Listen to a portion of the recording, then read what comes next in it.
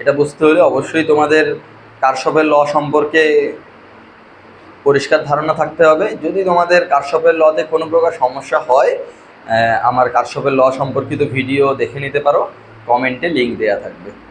চলো Wheatstone bridge চিত্রটার দিকে একবার খেয়াল করো। হুইটস্টোন ব্রিজ আমাদের বইয়ে মূলত এই ফরমেশন দেয়া আছে যে এইভাবে করে চারটা বাহু থাকে, একটা দুইটা তিনটা চারটা বাহু। চারটা বাহুর রোধ হচ্ছে এটা হচ্ছে মনে রাখতে হবে এটা কি প্রথম বাহু, এটা হচ্ছে প্রথম বাহু, এটা হচ্ছে দ্বিতীয় বাহু, এটা হচ্ছে তৃতীয় বাহু, এটা হচ্ছে তৃতীয় বাহু, আর এটা হচ্ছে চতুর্থ বাহু। তো চারটা বাহু দেওয়া থাকে, এই চারটা বাহুর রোধ হচ্ছে P Q R S ohm. আর এই রোধ উপরের দুইটা নিচের দুইটার মাঝে একটা লাইন থাকবে, সেইটার রোধ হচ্ছে জি ওহম। হ্যাঁ, আচ্ছা, তো এই জি ওহম হতে পারে, আবার এটাকে আমরা গ্যালভানোমিটার হিসেবে চিন্তা করতে পারি, যার রেজিস্ট্যান্স বা রোধ হচ্ছে জি ওহম। তো গ্যালভানোমিটার দেওয়ার উদ্দেশ্য হচ্ছে যে এখানে বিদ্যুৎ আসলে যাচ্ছে কিনা সেটা আমাদের চেক করতে হবে। আচ্ছা, তো সবসময় এই ফরমেশনে থাকবে এটা ম্যান্ডেটরি না, মানে এইভাবে দেখতে হবে এটা ম্যান্ডেটরি না। এরকমও হতে পারে,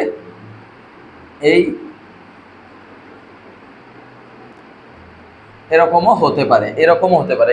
এটা কিন্তু সেম জিনিস। দেখো এটা পি কিউ উপরে আছে শ্রেণীতে, আর এস নিচে আছে শ্রেণীতে যদি ধরে এদের দুইটার মাঝখানে একটা রোধ দিয়ে দিই বা গ্যালভানোমিটার জি দিয়ে দিই, তাহলেই কিন্তু আমাদের এই হুইটস্টোন ব্রিজ গঠন হয়ে যায়। হ্যাঁ, এখানে একটা ধরো কোষ দেওয়া আছে, ঠিক আছে। তার মানে এই গঠনটা যদি আমরা পাই, তাহলে অবশ্যই আমাদের মনে রাখতে হবে যে এটা একটা হুইটস্টোন ব্রিজের গঠন।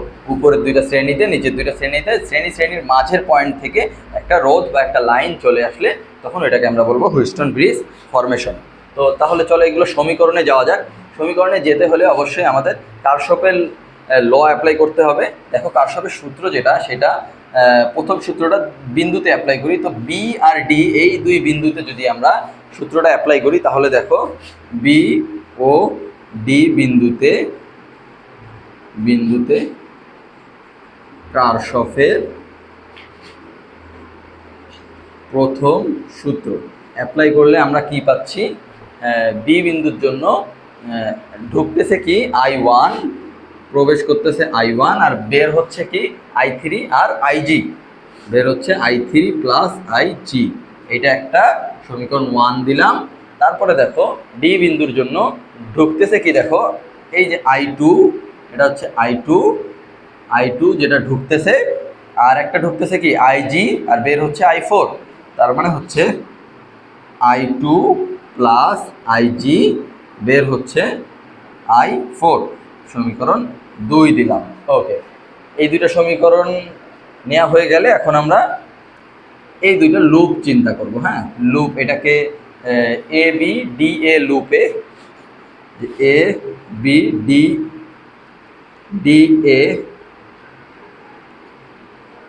ডি এ লুপ যদি আমরা চিন্তা করি, তাহলে দেখো এই লুপের মধ্যে যদি কারশফের দ্বিতীয় সূত্র ফেলি, তাহলে কি দাঁড়াবে, এইখানে তিনটা রোধ আছে, একটা পি ওহম, জি ওহম আর একটা আর ওহম।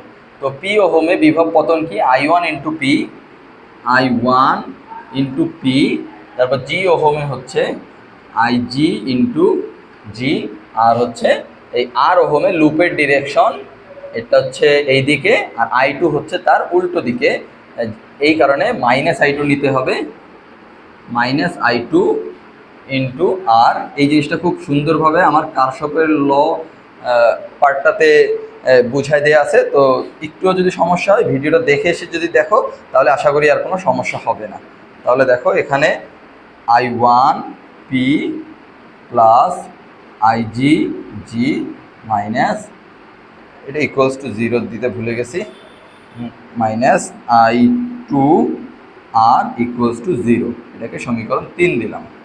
আচ্ছা, এরপরে আরেকটা লুপ থাকে, সেটা কি বি সি ডি বি, এই loop B C D B, এই লুপে যদি আমরা চিন্তা করি, এই লুপের মধ্যে I3 ইন্টু কিউ ওহম, তারপরে হচ্ছে এস ওহমের মধ্যে আছে কি কারেন্ট I4, আর I4 এর ডিরেকশন এই দিকে, লুপের ডিরেকশন এই দিকে, এই কারণে -I4 নিতে হবে, minus I four into S, এরপরে হচ্ছে আইজিও বিপরীত দিকে, so minus I G into G equals to 0। তাহলে দাঁড়াচ্ছে I three Q minus I four S minus I G G equals to 0, সমীকরণ 4। হ্যাঁ, এই 4টা মূলত বেস সমীকরণ হুইস্টন ব্রিজের। এই 4টা সমীকরণ থেকে এখন আমরা ব্রিজটি সাম্যাবস্থায় থাকলে কি হবে সেটা ডেরাইভ করব। ওকে, পেপারটা মুছে দিই।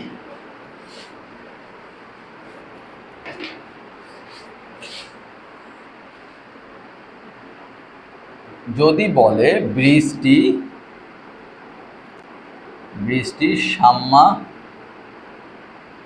সাম্যাবস্থায়, এর অর্থটা হচ্ছে আইজি এর মান 0। আইজি এর মান 0 মানে হচ্ছে এই গ্যালভানোমিটার কোনো বিক্ষেপ দিবে না। গ্যালভানোমিটার মূলত কারেন্টের মান চেক করে, কারেন্টের অস্তিত্ব চেক করে। তো কারেন্টের মান চেক করে অ্যামিটার, আর গ্যালভানোমিটার কারেন্টের অস্তিত্ব চেক করে। এইখানে যদি গ্যালভানোমিটার কোনো বিক্ষেপ না দেয়, মানে কোনো নড়াচড়া যদি না করে, তাহলে আমরা বুঝে নিব কোনো কারেন্ট যাচ্ছে না, তার মানে ব্রিজটি সাম্যাবস্থায় আছে। তার মানে ব্রিজটি সাম্যাবস্থায় থাকলে আইজি ইকুয়ালস টু 0। তো এই আইজি ইকুয়াল 0 যদি আমরা এখন 4টা সমীকরণে বসাই দিই, তাহলে কি দাঁড়ায়? আইজি ইকুয়াল 0 1 নম্বরে বসালে হবে হচ্ছে I1 ইকুয়াল